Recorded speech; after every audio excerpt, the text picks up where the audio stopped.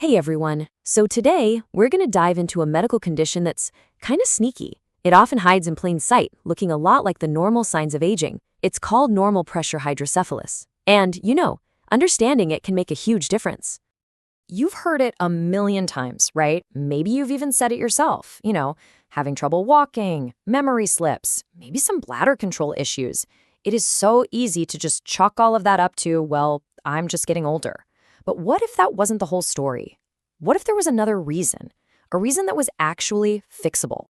The story of normal pressure hydrocephalus, or NPH for short, it almost always starts out like a medical mystery. It shows up with this very specific set of clues, a classic trio of symptoms that when you see them all together should really set off some alarm bells. Okay, clue number one is all about how a person walks. And we're not just talking about being a little unsteady on your feet. No, this is a very distinct, wide-based, shuffling kind of walk.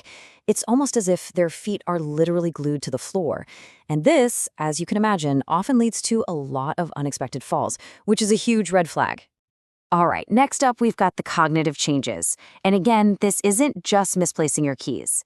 The condition really hits your memory and what doctors call executive function. That's basically your brain's CEO, the part that handles planning, organizing, problem solving, all that important stuff. Sometimes it even just looks like a depressed mood or like the person just doesn't care about anything anymore. And the final piece of this puzzle is urinary trouble. Now, it doesn't always start with full-blown incontinence. A lot of the time, the very first sign is just this really persistent, urgent need to go, which then gets worse over time. So the key here, the really crucial thing, is the specific combination: trouble walking, trouble thinking, and trouble with bladder control. All three together.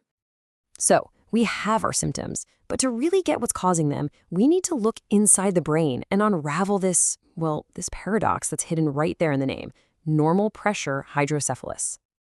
Everything, and I mean everything, comes down to this stuff: cerebrospinal fluid, or CSF.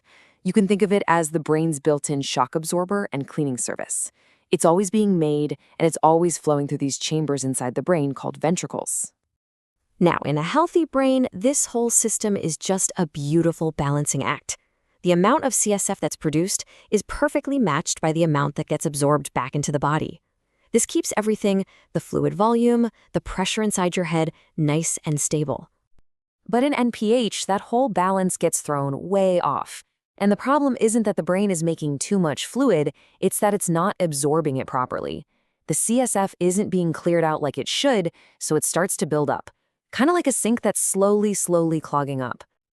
And this is where we get to that pressure paradox. I mean, you'd think more fluid means higher pressure, right? But here's the twist. Because this buildup happens so gradually over a long time, the brain's ventricles actually stretch and get bigger to make room for all that extra fluid. So when a doctor goes to measure the pressure with a spinal tap, it often comes back completely normal. Crazy, huh? So if the pressure reads as normal, how in the world do doctors solve this mystery? Well, they have to become detectives. They use some really specific tools to gather the evidence they need to crack the case. The whole investigation really relies on two key things. First, they need to get a really clear picture of what's going on inside the brain, and they do that with an MRI. And second, they use this special procedure that's not just a test, but also kind of gives a sneak peek of whether the treatment is going to work. When a radiologist looks at the MRI, they're searching for one very specific thing. See, in older adults, you expect to see a little bit of brain shrinkage or atrophy. But in NPH, the ventricles, those fluid-filled spaces, are way bigger than you'd expect for the amount of shrinkage. That visual mismatch is a massive, massive clue. This quote pretty much sums up the most powerful tool they have. The idea is so simple. If having too much fluid is the problem, what happens if you just take some out? It's called the TAP test. A doctor does a lumbar puncture, a spinal tap, and drains a pretty good amount of that cerebrospinal fluid. Then they just watch the patient. And if within a few hours or a day, that person's walking gets dramatically better, even if it's just for a little while, that is a super strong sign that they're dealing with NPH. Now, before a final diagnosis is made, any good detective has to rule out the other potential culprits. NPH has a few lookalikes, and telling them apart is absolutely critical. So let's look at this lineup. While Parkinson's can give you that shuffling walk, it also usually has a kind of rigidity and a tremor that you just don't see in NPH. With Alzheimer's, the timeline is all wrong. The serious memory problems show up way before any major walking or bladder issues. And other things, like a B12 deficiency, can cause symptoms like tingling or numbness. The key thing here is the unique timing and the specific combination of symptoms. That's how doctors can tell these conditions apart. And this brings us to the final act of our medical mystery. And honestly, it's the most important part of the whole story.